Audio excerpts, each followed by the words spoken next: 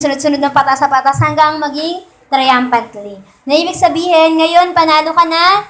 Ngayon, sabi doon, victor ka na, di ba? Ngayon po, triumphantly ang pinaka mataas nga daw po dyan. Na pag sinabing triumph, yung sinasabi sa verse po kaya, sabi po dito, now thanks be unto God, which always causes us to triumph in Christ. Kanino ka po magta-triumph? Kanino ka mananalo, di ba? Sa Panginoon. At ano po ang tawag sa iyo ng Panginoon? Ikaw ay matagumpay.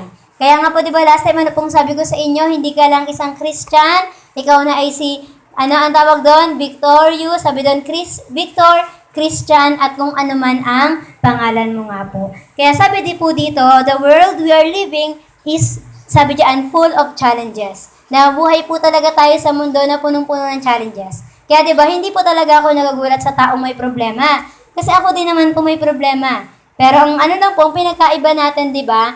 Minsan, kapag hindi ka pa umaasa kay Lord, ayun ang pinagkaiba natin. Kasi ako po, natutunan ko na pong umasa sa Panginoon. Ay, sabi po dito sa John 16:33, ito po lagi niyo po itong tandaan. Sabi po dyan, this thing I have spoken unto you. Ito ang pakinggan mo. That in me ye might have peace. Kanino lang daw po mayroong kapayapaan? Kay Jesus lang. Kaya parang lagi mo sinasabi, wala namang kapayapaan dyan. Hindi po. Meron pong kapayapaan kay Jesus. Kapag ikaw wala ka ng kapayapaan, wala kang Jesus. Sabi doon, no peace, no Jesus, diba? Sabi doon, yung no as in K-N-O-W. Malalaman mo lang daw po ang peace kapag alam mo na o kilala mo si Jesus. Pero no peace, N-O, peace, at kasi daw po, N-O, Jesus. No Jesus din, kaya wala din siyang kapayapaan. Kaya better to know Jesus nang sige magkapis po tayo. Sabi dito, in the world you shall have tribulation. Ano daw po? Merong problema sa mundo. Merong kakaharapin. Minsan walang pera. Minsan walang pagkain. Minsan walang baon. Pero yung mga walang bang yan, laging wala. Di ba meron naman po? Sabi po kasi dito, but be of good cheer. Pero ikaw po ay magalak. Bakit? I have overcome the world. Sinabi po yan ni Jesus, ako napagtagumpayan ko yan. Kaya mapagtatagumpayan mo rin. Hindi si Jesus nagmamalaki, kundi nagsasabi siya na humble siya, na nabuhay din ako sa mundo, pero napagtagumpayan ko yan. Kaya ikaw mabuhay ka rin sa mundo, at napapagtagumpayan mo yan. Po dito, God's desire for every one of His children is that a life that is triumphant. Tandaan natin a life that is triumphant. Na kung saan, this life is possible, sabi po dyan, in Christ Jesus, despite of challenges we face. We faces, or diba, sabi ito, ano man ang kinakaharap mong challenge, alam natin na si Lord ang kailangan natin. Kaya po ito, sabi dyan, basic things we need to do to live a triumphant life daily. Sobrang kututuusan, pwede mong sabihin na alam ko na yan. Pero sabi nga po dito, diba, ang totoo daw pong uhaw sa Panginoon, sabi dito, lagi kang nag-aasam ng something new sa bagay na to. Ibig sabihin, alam mo na, ginagawa mo ba? Yan po yung tanong. Alam mo na, pero nagawa mo ba? Ito po ang palagi nating isipin. Kaya minsan ang Word of God po talaga, it is only a simple word. Simplicity nga lang daw po ang Word of God. Pero sabi dito, pero maraming tao hindi magawa yung simplicity na to. Nasabi, sumunod lang kay Lord. Wag akong magsimba ako. Yung pangalan po magsimba, keep the Sabbath day holy. Ang simple ka. Lord, kaya ko yan. Unang Sunday ng January. Pangalawang Sunday, pangatlo, pang-apat. Okay, perfect. February, unang Sunday. Okay. Sa pangalawa, medyo late. Pangatlo, ay nako, taga-February na dumating. Wala na si kapatid. Tapos next Sunday, hindi na naman siya, di ba? Parang minsan, sabi natin, kaya yung mga yan. Pero ang tanong, ginagawa mo ba? Sabi ng Panginoon, lagi kang magalak. Pero minsan, kaya mong sabihin sa iba, kaya mo yan. Kaya yan ni Lord sa buhay natin, pray ka lang. Pero ikaw ba nagpe-pray? Di ba? Pray do, sabi pa, anong prayer marathon po tayo Kasarap pala ng prayer marathon. Minsan, ang dali lang sabihin Ganun po ang Word of God, ang daling sabihin, pero ang hirap gawin. Ang hirap gawin. Bakit ang hirap gawin? Kasi hindi ko mahal ang Diyos. Alam niyo ang sikreto Bakit kaya tayo mapaisip na, bakit ako nahihirapan? Baka di ko na mahal si Lord.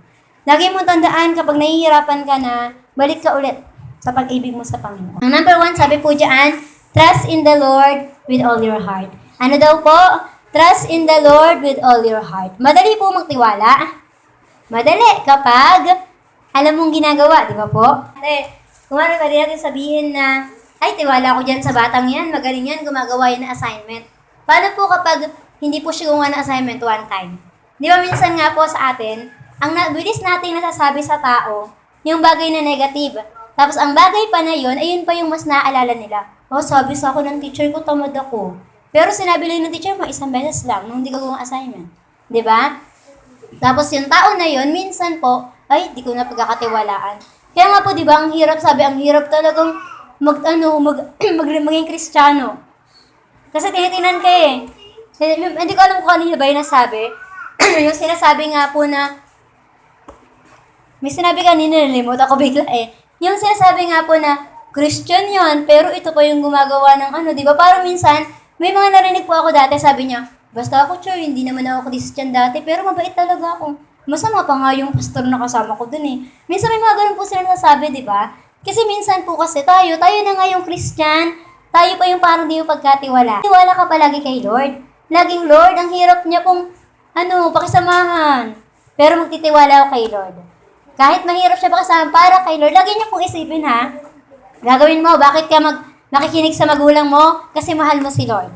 Bakit ka mag-aaral mabuti? Kasi mahal mo si Lord.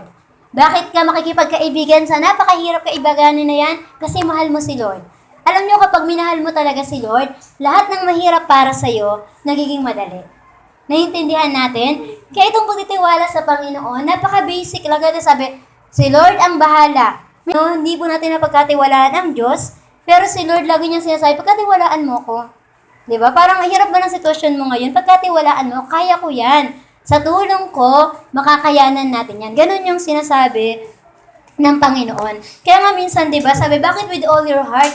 Kasi minsan po, itong puso na to, ito yung sinungaling. Yung puso natin, dinadaya tayo nito. Laging sinasabi, magkakaroon ka ng 1 million? Di ko nga nag-aaral mabuti. Magkakaroon ng pera yung magpamilya nyo? Wala nga trabaho tong si ganito, di ba?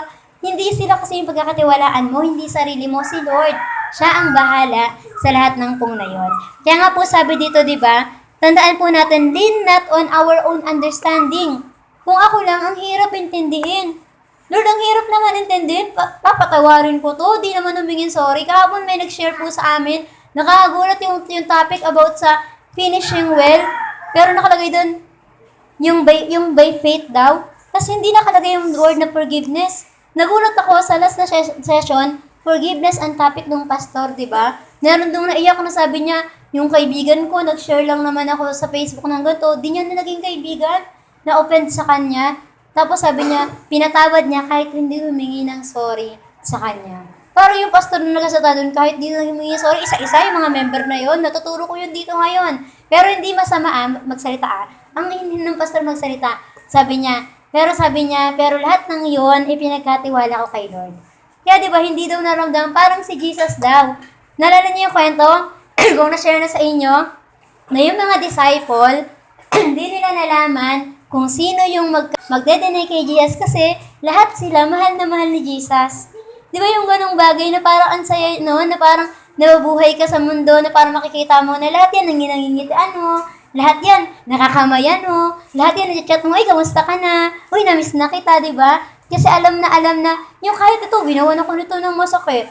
Binackstab ako nito, di ba? Pero si Jesus, walang ganun, walang bahid na, ay siguro kagalit sila, di sila nagpansinan. Nakita ko rin na sa kamayan, andito yung katabi niya, gumanon siya, oh. Sa kabila ko yung kinamayan. Yung mga ganun, minsan, di ba, ang hirap, Lord, paano kita pagkakatiwala sa taong to? Hindi nga po siya humingin sorry. Lord, hindi nga po siya na ganito. Pero sabi dito, una, paano maging triumphant na ang buhay mo? Sabi doon, magtiwala ka kay Lord. Sabi kasi dito, hindi mo ka magtiwala sa sarili mong isipan. Kasi ang isipan natin, minsan nga, kung ano daw pang pinifeed na natin, ayun yung nangyayari sa isip natin. Napid mo, nakita mo, sabi doon nung gumanti ka, huwag kang magpapaapi. Sabi sa TV. Pero sabi ni Lord, pag sinampal ka sa kabila, ibigay mo pa yung kabila.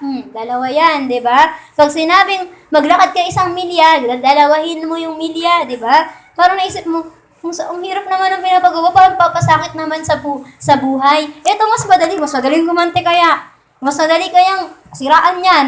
Post ka lang sa Facebook, isang click lang, isang parinig lang, Pero sabi ko ng mabuti, di ba? Sabi doon, merong something na magagawa. Di mo magulat ka na parang, kakaiba yung mga utos ni Lord, pero ang galing, ang amazing. Di ba po? At sabi diyan, when we follow His guidance, we will not stumble. Ano po, hindi ka tutumba dyan, hindi ka biglang mawawala na yung tumba ng tumba, di ba? Sabi ko sa inyo, sa nagamarcha, di ba? Ano yung mga tao, pagpagod na, tumba na lang, matay na kasi napagod na. Pero ikaw hindi yung tutumba, sabi nga po sa Bible, di ba? Tutumba ka man, di ba? Pero tatayo ka pa din. Di ba? Bakit ka tatayo? Kasi sa tulong yon ng Panginoon. Kaya nga po sabi dito, sa Psalms 37, 3, 5, and 6, sabi diyan, trust in the Lord and do good. Sabi, di ba? Lagi pong tinuturo to sa amin ng pastor namin. Ito ang prinsipyo niyang hindi ko makakalimutan.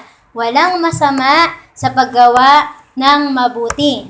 Hindi ka lugi kung gagawan mo siya ng mabuti. Kaya nga sabi diyan, di ba, magtiwala ka lang kay Lord. Gawa ka pa din ng mabuti. At sabi diyan, dwell in the land and enjoy safe pasture. Na kung saan magstay ka, kung nasaan ka, ano ang nangyayari sa sitwasyon sa buhay mo, gawan mo pa rin niya mabuti. Kahit ang sama nila sa pamilya, gawan ko pa rin mabuti? Opo, ganun ang sagot. Sagot ng Panginoon. At sabi diyan, commit your way to the Lord, trust in Him, and He will do this. Lagi po natin i-commit na, Lord, ito po gagawin ko. Lord, ito po yung mga gusto ko pong gawin para sa inyo. Tulungan niyo po ako. Laging ganon. Na parang di mo kaya, di ba? Minsan, kayo ba yung mga course niyo ba? Yung mga school na pinuntahan niyo, nag-pray ba kayo? O, di, nanroon na lang kasi ako dyan eh. Di ba yung mga ganong bagay? Dapat lagi nating kinocommit kay Lord. Lagi nating pinagpipray, ina-ask kay Lord, Lord, saan po ba talaga ako? Saan po talaga ako yung mag-grow po ako sa inyo? Wala niyo laging ganon. Di ba? At sunod po, sabi sa Isaiah 26:4 sa Amplified Version, sabi diyan, trust confidently. Sabihin talagang, sabihin confidently, tiwala ka. Alam niyo po yung isang tao na nagtitiwala siya na kahit wala ako dyan sa bahay namin, kuwari, yung nanay tsaka tatay, di ba? Nagtitiwala sila sa mga anak nila. Na kahit wala ako sa bahay namin, alam ko, hindi ako uwing may sunog na sa lugar namin. Di ba? O kahit na, dahil yung talaga nagtitiwala kang, yung parang yung sabi nga na, talaga namang alam mong nagre-relay ka doon, di ba? Parang diyan, sa pag-upo nyo po, di ba? Sa upuan natin, di ba? Di nyo alam. Meron palang, mayroon na palang marupok dyan, di ba? Pag upo mo, matutumba ka. Pero ganun daw po yung trust, confident na upo ka dyan at alam mong upuan to, matibay to, hindi ako matutumba dito.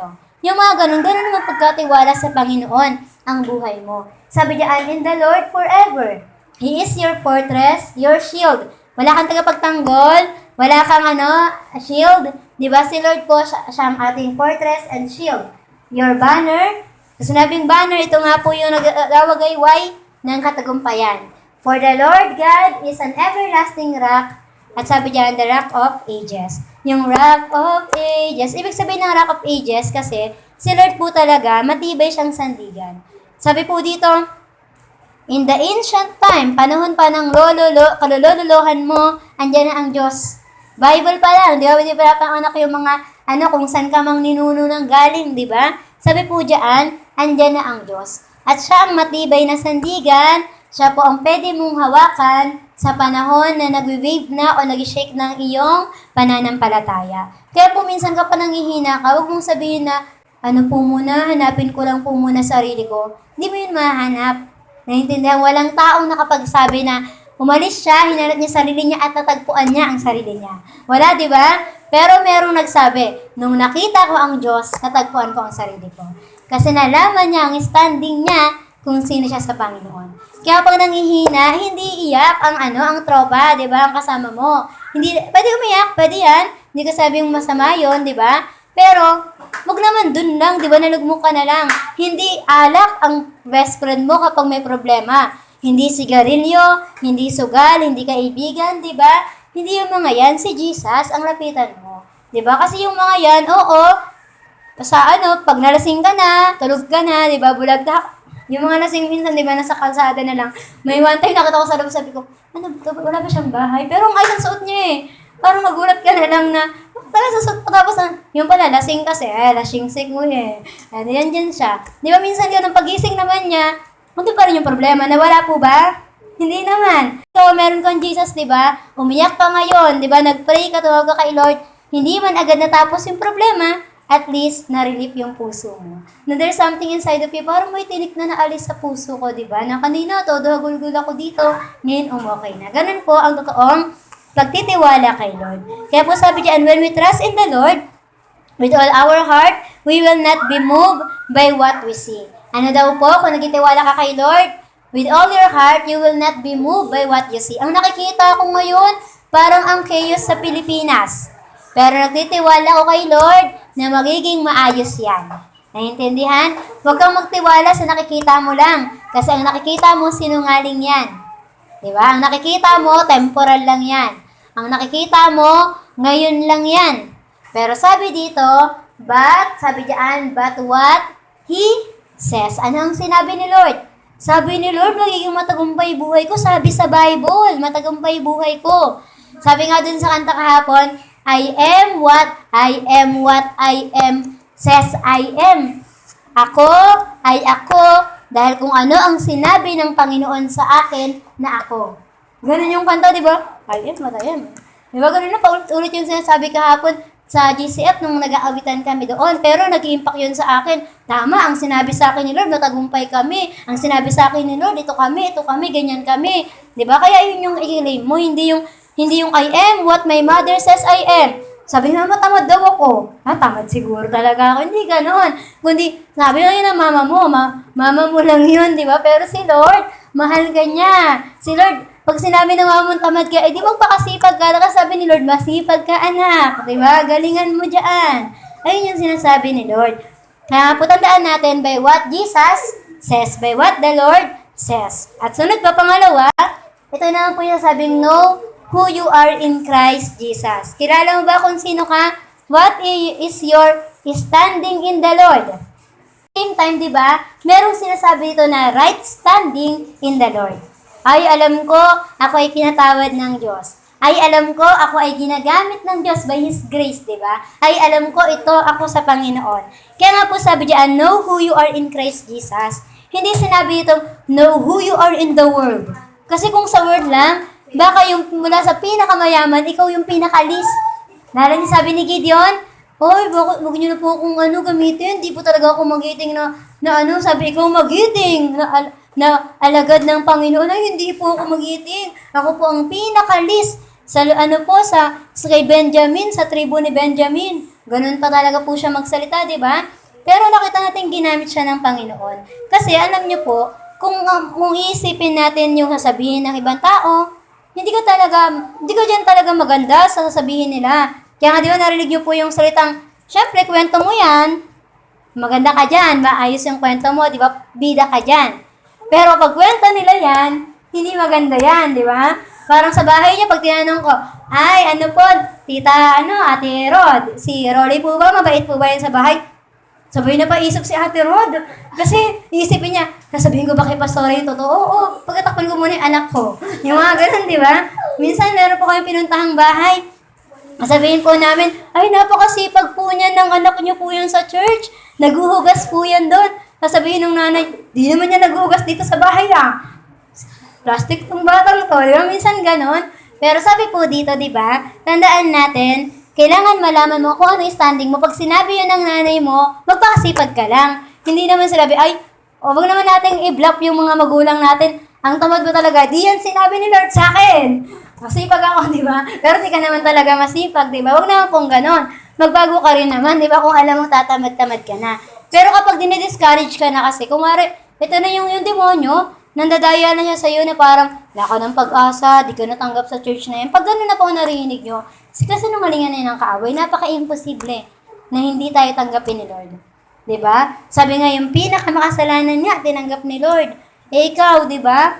Tandaan mo, tinatanggapin ka rin ni Lord, kahit isipin pang kung ayun yung pinakamakasalanan sa Bible, ako po ang pinakamakasalanan ngayon.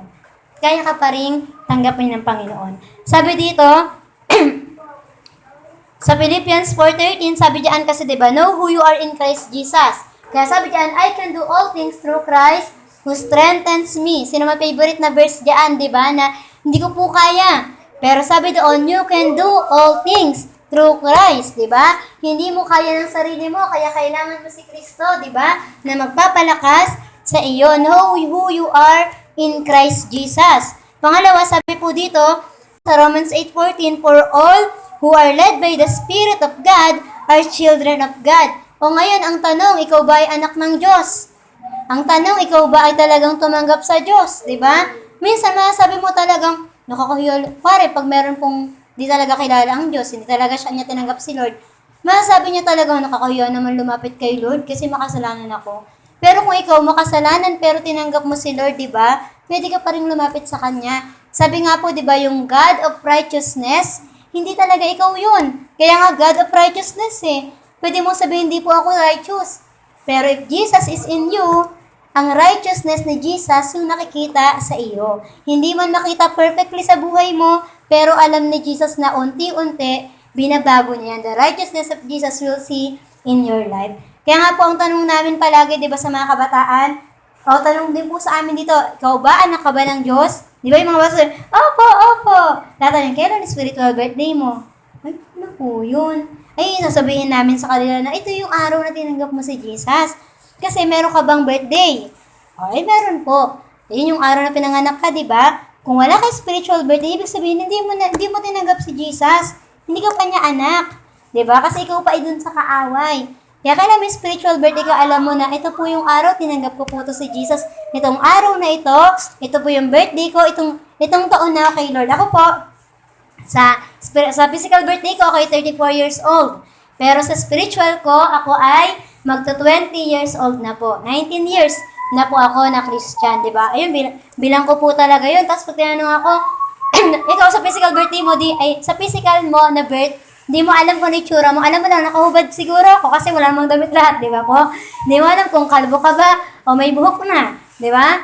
Hindi mo alam kung maputi ka ba noon o pupula-pula pa kasi puputi pa lang, di ba? Yung mga ganon. Pero pag spiritual birthday, alam mo po, ay, alam ko ito yung araw nung tinanggap ko si Jesus. Naka-uniform ako ng MNHS, second year college ako noon. Nandun ako sa may bahay nila Pastora Mer. At ako po ay pinatanggap ni Pastora Deb.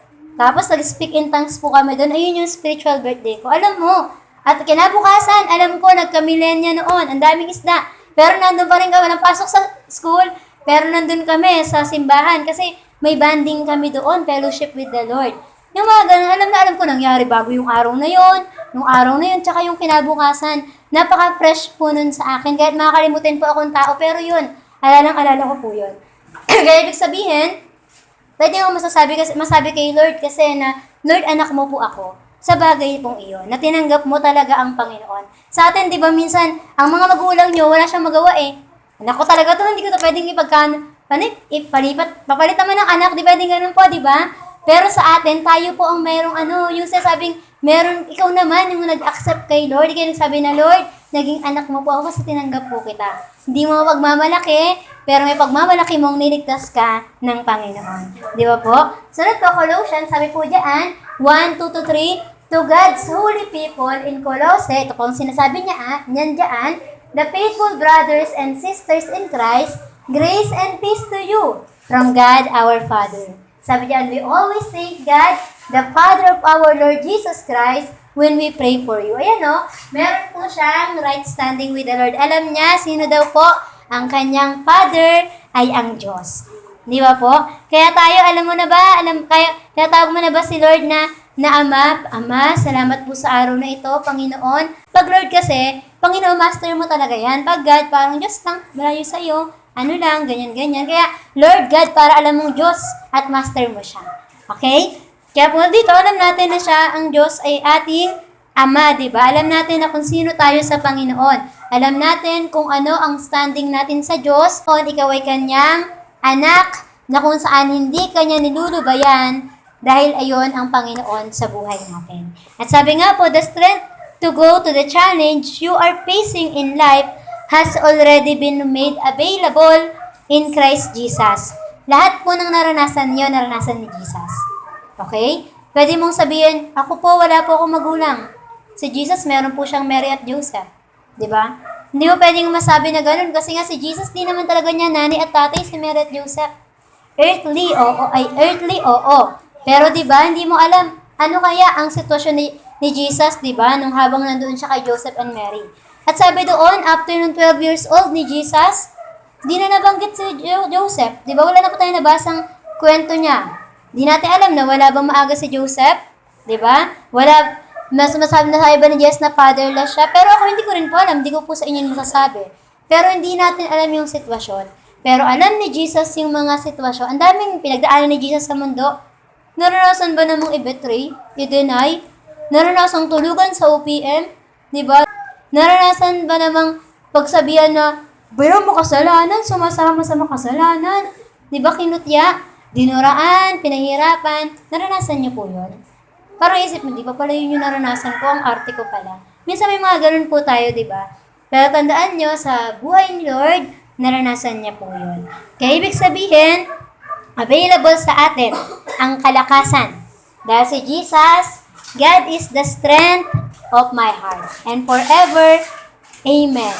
Ayan. Kaya po sabi dito, all you need to do is to know who you are in Christ and follow the leading of the Spirit. Kaya ngayon, alam mo na kung sino ka kay Lord. Diba? Na kung alam mo na ikaw anak ni Lord, ay gusto ko lagi ko kasama ang tatay ko. Diba? Pag alam mo ikaw ay lingkod ng Diyos, ay maglilingkod. Kaya nga po, lagi nating tandaan, diba, na ikaw ay lingkod ng Diyos, ikaw ay anak ng Diyos, best friend ka din niya. Lahat, diba?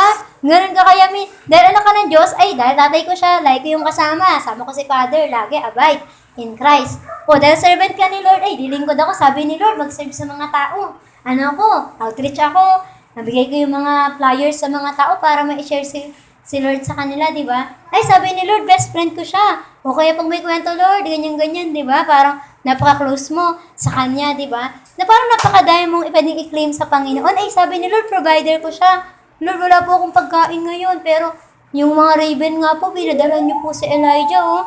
Di ba? Nakakain po siya, kaya ako din po, Lord, pakainin niyo rin po ako. Yung mga ibon nga po, di naman sila nagtatrabaho, di ba? Meron wala ibon, nagtatrabaho. Nakakapagod, wala akong prutas ngayon, di ba? Wala naman po.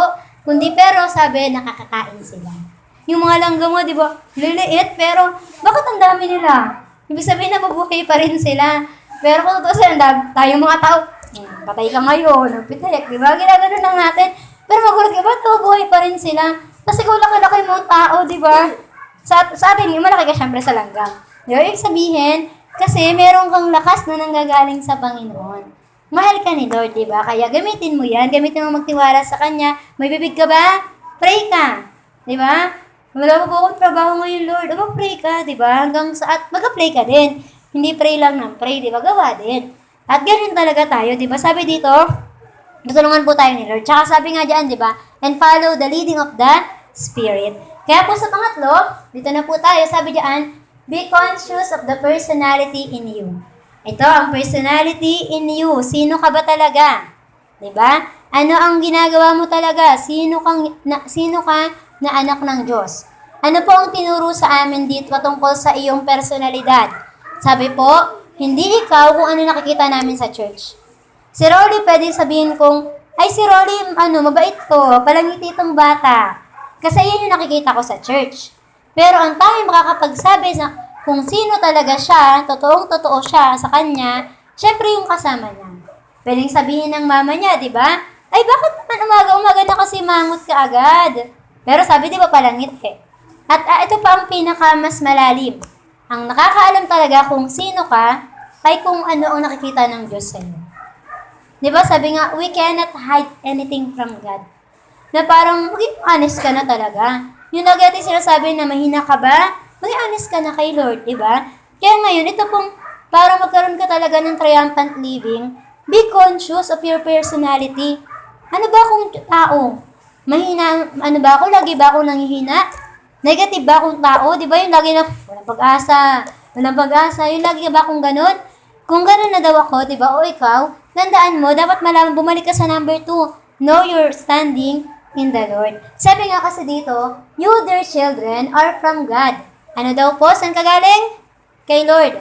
Tinanggap mo si Lord? Tinanggap niyo po si Jesus? You, dear children, ang mga anak, ikaw ay galing sa Panginoon. And have overcome them. Anong sabi? You overcome everything.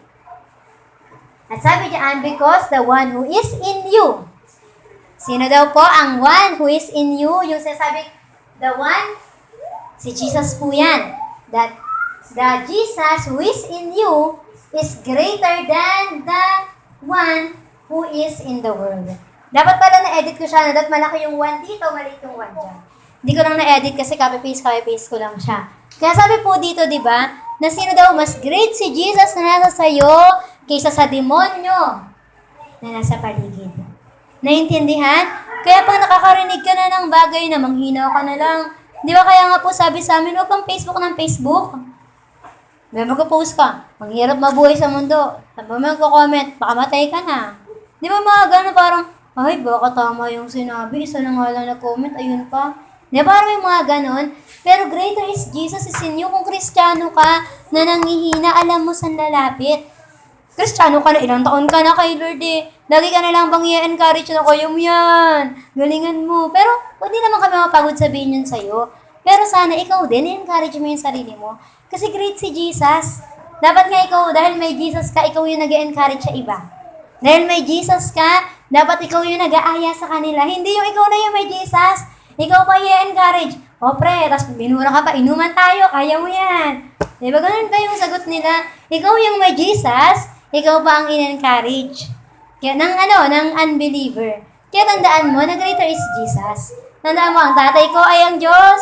Ako ang mayaman, ang tatay ko, mayaman ako kay Lord. Diba? Di mo pa makita yung pera mo ngayon, darating na yan, diba? Laging ganon. Na parang ako din naman po, hindi ko rin, problema ko din naman ang pera. Kala nyo naman po sa akin, limpak-limpak yung kayamanan ko, diba? Pero ang totoo, problema lang siya, pero hindi siya malaki sa akin. Ayun ha, problema lang, pero di siya malaki sa akin. Ibig sabihin, wala ko ngayon, wala akong pagkain ngayon, sige, pray lang ako. Mamaya, may darating niya biskuit, may darating niyang pagkain, di ba? Hanggang, ayun, nabusog na ako sa araw na yun. Yung mga ganong bagay, na parang, lagi yung tandaan, greater is Jesus. Okay po, be encouraged by that word. At sunod pa sabi dito, 1 John 5:4 sa next po. Ayan, sabi niyan, for everyone born of God overcomes the world. Kung ikaw ay pinanganak kay Kristo, kung ikaw ay born again Christian, kaya di ba sabi, pag magtatanong daw po sa atin, ikaw ba born again ka ba? Ay, hindi po, Christian po ako. Sabi, tandaan mo, alalahanin mo yung born again. Kasi kung Christian ka lang, lahat tayong Christian, Catholic Christian na tawag sa kanila. Naniniwala sila kay Jesus, di ba? Kaya ibig sabihin, Christian sila. Pero ikaw ay born again Christian, bakit? Kasi hindi na ako, it is no longer I that lives in me, but Christ living in me. Di ba? Hindi na ako, kaya na-born again ako. Ikaw ba ay na-born again? Sa Panginoon, ma-overcome mo ang mundo. Di ba po? Kaya mong tahakin ang mga bagay-bagay. And this is the victory that has overcome the world, our faith. Ano daw po ang iyong pananampalataya kay Jesus? Okay, by faith, not by your feelings, di ba? Not by sight, hindi yung nakikita ko, parang di naman ata kami dadami.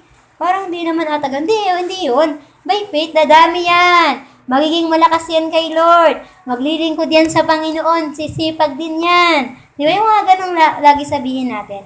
At sabi nga po dito, sa Romans 8:11, if the Spirit of God who raised Jesus from the dead, ito pakinggan nyo if the Spirit of God who raised Jesus from the dead dwells in you, nanahan sa'yo, sabi diyan, then He who raised Christ from the dead will also give life to your mortal bodies through His Spirit who dwells in you. Na ibig sabihin, di ba? Ano ba yan? Yung buhay bang yan, malungkot na ba yan? Yung buhay bang yan, parang patay na ba yan? Sabi nga, kung si Jesus, yung Spirit of God, sabi doon, binuhay ang Diyos, di ba? Ang Diyos, si Jesus, nabuhay siya, di ba? Namatay, nabuhay na mag-uli, di ba? At sabi doon, nanahan, kasama ang Diyos, ganun din ang gagawin niya sa buhay mo. Kaya ibig sabihin, di ba? Talagang kung may mga patay na dyan, patay na kuko, okay lang yan. Pero pag patay spiritual, mahirap yan. Di ba? Kasi yung spiritual mo, ayun na nga lang yung mag-i-encourage sa'yo, aalisin mo pa. Yung Holy Spirit na nga lang best friend mo, aalisin mo pa. Yung kaibigan mo ngayon, yung may isang post nakita ko, sabi niya, pinost si papa niya, hindi ka alam kung note ba yon na page. Pinost niya yung papa niya, di ba? Sabi niya doon, yung papa niya daw mahina na, mag-isa na lang. Pero nung kabataan daw niyan, nagiinom tuwing weekends, daming tropa. Pero ngayon sabi niya, ni isa sa ospital, walang dumalan. Di ba minsan tayo, invest ka ng invest sa kaibigan eh. Pag kay Lord, ay, kaibigan po muna. Kasi kami nag-i-invest kami ng kaibigan. Kasama ang Diyos. So, tandaan nyo nag-i-invest din ako ng mga tao. May mga tao ba kung alam ko kaibigan ko, sasamahan ko yan. Kung may kailangan yan, mag-i-invest ako ng time dyan. Tutulungan ko yan. Nag-i-invest din po ako. Pero kasama ang Diyos. Hindi yung, ay, sige Lord, iwan ka po muna ha, friend po muna. At alam niyo, sabi niya sa post niya, hindi naman kami mahirap, pero hindi ko nakitang, sabi ng anak ha, hindi ko nakitang namasyal kaming pamilya. Hindi naman kami nagiging host, pero hindi ko nakita na parang may celebration kami sa pamilya kasi ang laging kasama ng papa niya yung mga kainuman niya. At nung tumanda, ayun, sino ang kasama? Sabi niya, ako na anak ang nag-aalaga sa tatay ko. Minsan ganun tayo, no? Parang invest ka ng invest sa kaibigan mo, pero alam mo, lahat ng yan, iiwan ka din.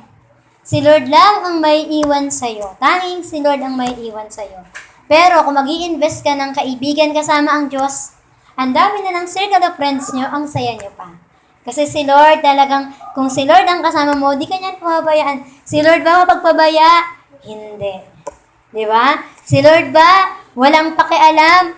Hindi. Maling-mali. Kasi He cares for you. Kaya bubuhayin niya kayong Holy Spirit, huwag mo i-quench. Huwag mong hayaan na umalis sa'yo. Lord, ayoko pong mawala ka po sa akin, kaya araw-araw basa ka ng Bible. Araw-araw, Lord, hindi ko po alam, nakaligtaan ko kung mag-pray kayo ng umaga, pero Lord, patawarin niyo po ako, tulungan niyo po ako. Kaya nung gabi, nag-pray ka pa din, balik ka pa din kay Lord, di ba? Hindi yung kung ano-anong ini-invest niyo o natin sa buhay. Kaya kahapon, pasensya na kayo kung kahapon ang puro naalala ko kasi latest lang, nakalagay doon, no? Invest life. Hindi invest friends.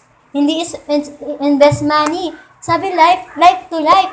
Ibig sabihin, yes kasi ang buhay. Kung sabi mo, ay buhay naman po tong kaibigan ko na ini-invest. Buhay ba yan kay Kristo? Diba? Yun yung tanong. Buhay ba yan kay Kristo? Kaibigan mo, unahin mo kaysa kay Lord. Buhay ba kay Kristo? Isama mo kay Lord. Para buhay. Kayong magkakaibigan dyan. Naintindihan po?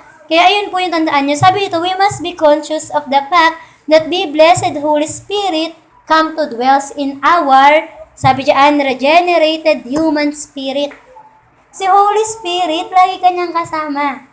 Yung sasabing, walking with Jesus, walking every day, all along the way. Sabi doon, pag nag-walk ka kay Jesus, diba, laging talagang alam mo na yung Holy Spirit, kasama mo palagi yan. Minsan nga, pag may mga pagkakataon na at 2 a.m. wala ka namang makausap, di ba? Kausapin mo si Lord, di ba? Minsan, ang saya-saya mo, hindi dahil baliw ka na, kundi kasi mayroong totoong Diyos. Real kasi yun eh. Real si Jesus, real si Holy Spirit, real si Jesus, real si God the Father, pero minsan di siya nagiging real sa atin kasi minsan ang gusto mo lang yung nakikita mo. Kaya ano yung napipil mo? Di ba si Jesus, may feel mo yun eh. Oh, may umakap sa akin. Hoy, in-encourage ako ni Lord ngayong araw. Yung mga ganong bagay. At sabi niya, thereafter, He begins to help us in our day-to-day walk with God. Kaya tandaan niyo po, di ba? Sabi, maging conscious ka sa personality mo. Mahina ka ngayon, pakalakas ka kay Lord, di ba? Maging totoo ka lang. Kung ginagawa mo, pakalakas ka kay Lord. At sabi rin po dito, sa kasunod, sa pang-apat na po tayo, declare what God says about your situation. Ano ang situation mo ngayon? Declare what God says. Para mabuhay ka triumphantly, sabihin mo kung ano ang sinasabi ng Diyos. Forever ka ba sa wilderness mo? Forever ka ba sa tagtuyot na season? Hindi po. Sabi nga, di ba, meron daw pong 4 na season. Ito yung tagsibol, taglagas, taglamig, di ba, tagulan, o tagtuyot, di ba? Ay, yung mga yon, yung 4 na yun na season, nararanasan mo talaga yun sa buhay mo. Mararanasan mo talaga yung parang, Lord, tagtuyot. Tuyot yung wallet ko, walang laman, bubo ka na. Di ba? Lord, laki na itong wallet ko, pero walang laman, tagtuyot. Di ba, naranasan mo yan? Pero araw-araw ba ganyan? Yung wallet ko din po, pagbukas ko kanina, ay, wala nang laman. Jesus na magkakalaman ka, di ba? Yung kinabukasan, alam ko, magkakaroon yan, susunod na araw, di ba? Minsan may mga tagtuyot talaga na season. Niyo po ba, minsan daw po, dapat maging masaya tayo sa mga problema natin sa buhay. Kasi alam nyo, mas madali daw i-handle yung affliction kaysa sa prosperity. Bakit kaya mas madaling i-handle yung adversity kaysa prosperity. Kasi pag adversity, pag mahirap yung sitwasyon, sasabihin, pag sa Diyos nyo na lang po yan. Ay Lord, tulungan niyo po ako sa gantong bagay. Pero kapag prosperity, di na tumatawag sa Diyos. Di ba po? Kaya pag may problema ka, oo, tanggap naman ni Lord yung nature mo. Alam naman talaga ni Lord, ay kaya yan nagsimba ngayon, may problema yan. Ay kaya tumatawag tong anak ko ngayon kasi hingi itong pera sa akin. Tanggap yun ni Lord, hindi kanya sabihan na, ikaw talaga anak, lapit ka lang kapag may kailangan. Hindi siya ganun. Kundi alam niya ang nature mo, alam niyang, sige anak, lumapit ka lang sa akin. Pero alam niya po ba, mas mahirap yung prosperity. Kasi alam ni Lord na kapag ikaw yumaman ka, kakalimutan mo na siya. Ganon. Kaya pag dumating yung time na nasa ano ka na, nasa highs ka na, ang laki na ng sahod mo, hirap na ibigay. 10K na sahod mo, 1K, sabi mo din to, pambili ko rin tong kotse. Pang pagluta ko pa to. Di ba yung mga gano'n na parang inuuna mo ba yan? May pagdating mo ng langit, glorious body ka naman, perfect naman yan. Di ba yung mga ganong bagay? Dami mong pambiling Shopee sa pambiling pangpaganda sa mukha. Pero pambili kay Lord, ay, 0. Di ba? Minsan, ganun po talaga. Kaya sabi po, ang hirap talaga lumapit kay Lord kapag nasa kasaganahan ka na. Kaya sana po, ngayon, habang hindi ka pa nasa kasaganahan, kaya dito ka sa church na to, nang bago ka pa lang sa Lord, matutunan mo na magbigay. Okay? Kaya bakit ako tumagal dyan? Kasi naano talaga ako na minsan dinadeclare natin, wala. Eh ano ba sabi ni Lord? Meron anak. Diba? Sabi po kasi dito, tutuloy ko na, you will also decide something and it will be established for you. Sabi dyan, ano ang dinicide mo? Ito ang mangyayari. Ang decision mo, ayun ang mag-establish sa buhay mo. Ako ay makakagraduate. Gaganda ang buhay ko, di ba? Amen. Laging ganun. Sabi dito, and light will shine on your ways. Dahil yun ang kiniklaim mo, magliliwanag yun sa buhay mo. Mangyayari yun sa buhay mo po. Kaya sabi sa Isaiah 33:24, no one living in Zion will say, tawa, walang kahit sino magsasabi, I am ill. Ay, Lord, may hina po ako. Lord, may sakit po pakiramdam ko. Lord, ano po ako ngayon? Yung tatawag na na wala po ako ngayon, broke po ako. Yung sabi, di ba, parang pera, broke daw, ganyan-ganyan. Pero sabi ito, and the sins of those who dwell there will be forgiven. Na di mo rin pwedeng sabihin na, Lord, nakasalanan po ako. Lord, ganyan. Kasi sabi diyan, walang kahit sinong nabuhay sa mundo na pwedeng sabihin to. Mahina ako, Lord eh. Lord, madami ko pong kasalanan. Kasi lahat, pinatawad ng Diyos. Ito ang sinabi niya, ito ang panghawakan mo. Sunod, Hebrews 13:5-6. Keep your lives free from the love of money. Ito po yung tuturo ko sa inyo kanina. Kapag puminsan, hirap kang magbigay kay Lord, wala kang tithes and offering, punta ka sa Diyos, pero wala kang offering, samantalang si Lord ang dami binigay sa'yo. Binigyan ka ng pagkain araw-araw, binigyan ka ng baon araw-araw, kahit hindi araw-araw, binibigyan ka eh. Di ba? Pero sabi dito, minsan, nagkakaroon ka ng love of money. Ang hirap mo na nga, mas mahirap ka pong intindihin kasi di mo bitawan yung pera mo. May Lord, iniipon ko po to para sa ano ko eh. Gusto ko pong bumili ng rep. Bibigay ko po ba yan kay Lord? Diba? Yung rep na hihingi mo, diba na ganyan lang na gusto mo, mas malaki kung ipagtitiwala mo yun kay Lord, ipagkakatiwala mo sa Kanya. At sabi diyan, and be content with what you have. Maging kontento ka kasi yung mga bagay na yun. Be content of what you have. Tuyo ang ulam, hindi mo ba yan? Hindi nga ako nakain yan eh. Kainin mo. Hindi ako talaga nakain ng mga isda kasi nalansahan ako. Pero pag walang maihain dyan, kinakain ko po yun. Hindi pa ako nag-iinart. Minsan, itlog na lang. Kasi mas mahal naman isda sa itlog, di ba? Pero basta be content of what you have. Lagi niyo pong tandaan yan. At sabi ito, because God has said, never will I leave you, never will I forsake you. Minsan ito lang quotation natin, The Lord will never leave me nor forsake me. Pero anak, hindi ka na nakakatuwa. Ang gastos mo na, ha?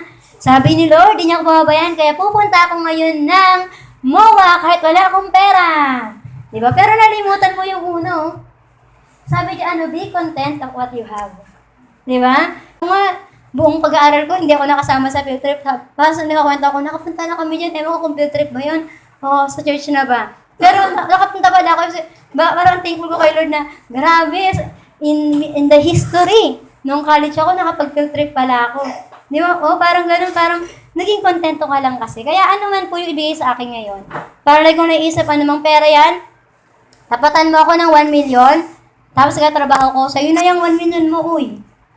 Basta para ako kay Lord. Parang alam ko, ganun na po yung ganun na po yung prinsipyo ko sa buhay. Walang sideline na pupuntahan ko para hindi ako umattend sa gawain na to. Uunahin ko lahat. Simpleng gawain yan, prayer marathon, pupuntahan ko yan. Basta para kay Lord. Ayun palagi ang nasa isip ko. Kasi sabi nga ni Lord, never will I leave you nor forsake you. Si Lord nga, di ako pinabayaan. Tapos ako, pinabayaan ko lang si Lord sa paglilingkod ko sa Kanya. Dapat never. Okay po? Mahirap ang sitwasyon. Never will I leave you nor forsake you. Ayun ang sabi ni Lord. At sabi diyan, so we say with confidence, the Lord is my helper. I will not be afraid what can mere mortals do to me. Ano magawa ng mga tao na yun? Ang tulong ko si Lord, di ba? Ang Diyos ang tutulong sa akin. Kaya sabi diyan, when you learn to declare what God says about your situation, pag nalaman mo nang sabihin kung ano ang sinabi sa sitwasyon mo, ako ay matagumpay, ako ay masagana, hindi mo pinaplastic ha ang Panginoon. Sinasabi mo lang kung ano yung hindi mo pa nakikita ngayon, pero alam mong gagawin ni Lord sa buhay mo. Naintindihan natin gagawin ni Lord sa buhay mo. Pero ang hirap din naman po, di ba? Minsan ang hirap talagang mag-claim na Lord, pagpalain niyo po ang pamilya namin. Pero ikaw, di ka naman nagsisimba. Wala ka namang obedience sa ginawa kay Lord. Paano yun? Di ba? Lord, bigyan niyo po ako ng pambayad ko po sa tuition sa school. Pero di ka naman nagbibigay. Bakit na mga tithes and offering? Di ba? Minsan ang hirap po talaga nun. Ang hirap na hindi ka nga sumunod sa batas. Hindi nga pa minahal si Lord. Dalawa eh. Sabi ni David, I love your law. And I love you, Lord. Dalawa yung mahal. Mahal niya yung inutos ng Diyos, pero mas mahal niya si Lord. Minsan di pa natin gets to eh. Pero nawa, magets niyo yun. Yung ganong bagay. Minsan, nagreklamo ka, wala kang pera, pero di ka kasi pala nagbibigay. Pero si Lord, inaalala ka. Anak, kain ka ngayon ha. Anak, mahal kita. Yung mga ganon kong bagay. At sabi dito, tandaan nyo po, sabi po dito, di ba, this will make Him stand with you and bring it to manifestation. Ano po ang una nyo dapat gawin? Makinig. Makinig, sumunod, magtiwala, at magmahal sa Diyos. Ayun ang una. Hindi yung puro kareklamo, wala. Bakit wala? Wala akong tiwala kay Lord. Ayun talaga yung sagot. Wala. Kasi wala akong pagmamahal kay Lord. Ayun talaga ang pinakasagot ko sa lahat. Kaya sabi ito, for us Christians, to live a triumphant living on daily, sabi yan, daily lives, trust in the Lord with all your heart. Unang-una po yan. Magtiwala tayo sa Panginoon. Pangalawa, know who we are in Christ. Alam ni Lord ang standing niya para sa inyo. Alam niyang anak niya kayo. Alam niyang gusto niya kayong pagpalain. Ikaw, alam mo gayon. Hindi mo malalaman kung di ka magsisimba.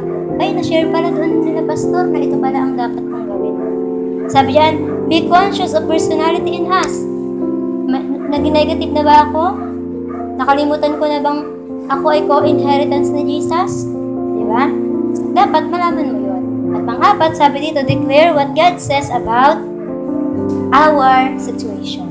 At sabi dito, we also have to be patient with God so that after we have done that the will of God, pag nagawa mo na ang plano ni Lord, you will receive the promise. Ano po ang promise? Ang promise ng totoong naniniwala at nananampalataya sa Panginoon. Kaya ang promise ni Lord, bibigay niya po yan kung tayo po ay nagtitiwala. Kaya yun lamang po, to God be the glory.